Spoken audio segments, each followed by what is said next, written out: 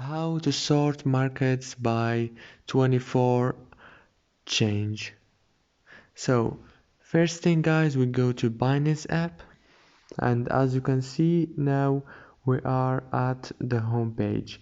Now if you want to sort markets by the 24 hours change, you have just to click here on this option here, and you will have 24-hour change. You have just to click on it like this, and here you go, you have all the markets that have 24-hour change as you want.